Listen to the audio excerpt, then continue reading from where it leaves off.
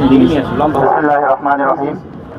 United people's Bangladesh Dhaka মহানগরী দক্ষিণ কর্তৃক আয়োজিত আজকের এই প্রতিবাদ সমাবেশের উপস্থিত সম্মানিত প্রধান মেহমান, বাংলাদেশের সম্মানিত প্রধান সংগঠক নাইম আহমেদ ভাই, উপস্থিত অন্যান্য নেতৃবৃন্দ,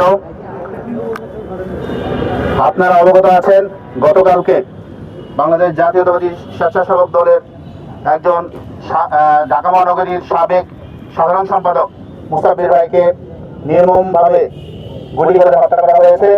আমরা এর তীব্র প্রতিবাদ ও নিন্দা জানাই। সম্মানিত উপস্থিতি, বিক্ষুব্ধ জনতা, আপনারা একটা বিষয় স্পষ্টভাবে লক্ষ্য করছেন। শরীফ ওসমান বিন হাদী ভাইয়ের হত্যার পূর্বে চট্টগ্রামে দুই গ্রুপের সংঘর্ষের অজুহাতে বাংলাদেশের চট্টগ্রাম মহানগরীর একজন বিপ্লবী সদস্য, যিনি জুলাই আন্দোলনের অন্যতম নেতা ছিলেন, তাকে হত্যা করা হয়। তার প্রতিবাদ করতে না করতেই 3 দিনের মাথায় আমরা দেখি জুমাবারে শরীফ ওসমান হাদী ভাইয়ের উপর আক্রমণ করা হয়। পরবর্তীতে আপনারা ইতিপূর্বে জেনেছেন, এই মুসাব্বির ভাই শহীদ ওসমান হাদী ভাইয়ের জানাজায় বিপ্লবাত্মকভাবে শরীফ ওসমান হাদী ভাইয়ের শাহাদাতের বদলা নেওয়ার অঙ্গীকার করেছিলেন। তারই ধারাবাহিকতায় আমরা দেখতে পাচ্ছি তাকেও দুর্বৃত্তের মাধ্যমে যে কোনো অজুহাতেই হোক, যে কোনো সিস্টেম মাধ্যমেই হোক, তাকে নিহত শহীদ করা হয়েছে। আমরা দেখতে পাচ্ছি জুলাই আন্দোলনের সাথে সক্রিয় প্রত্যেক সদস্যকে কোনো না কোনো ভাবে হয়রানি করা হচ্ছে। শুরুকে মিথ্যা মামলায় হয়রানিমূলক ভাবে রিমান্ডে নেওয়ার পর শক্ত অবস্থানে, জুলাই আন্দোলনকারীদের শক্ত অবস্থানের কারণে তাকে জামিন দিতে চালাতে হয়েছে। আমরা বলতে চাই, এই ইন্টেরিয়াম সরকার, আমরা আমাদের আগের বক্তব্য অসংখ্যবার বলেছি, ইন্টেরিয়াম সরকার একটা খোঁজা সরকার। এই ইন্টেরিয়াম সরকারের কোনো গাছ নেই।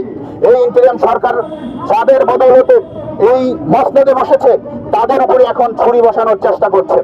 আমরা সতর্কভাবে বলে দিতে চাই, জুলাই আন্দোলনের প্রত্যেকটা শহীদ এখনো জীবিত।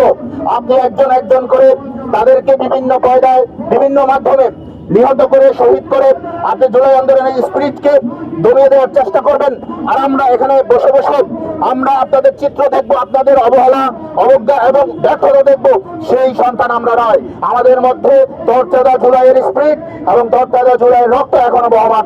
আমরা সাবধান করে দিতে চাই, মুসাব্বিরের হত্যার পিছনে যারা জড়িত এবং যে চক্রান্তের সাথে, এটা একটা দীর্ঘমেয়াদী চক্রান্তের অংশ বলে আমরা মনে করি, সেই অংশে যারা জড়িত প্রত্যেককে খুঁজে বের করে আইনের আওতায় এনে এই হত্যার বিরুদ্ধে শাস্তিমূলক ব্যবস্থা গ্রহণ করতে হবে।